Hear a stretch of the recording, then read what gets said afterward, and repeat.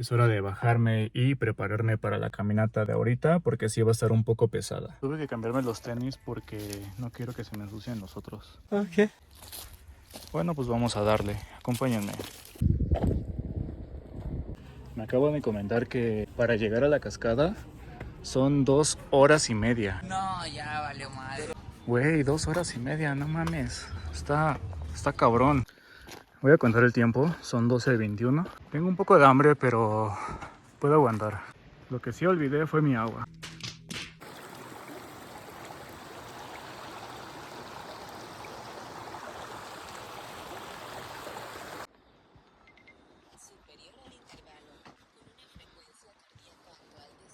Me siento observado. 3 días después.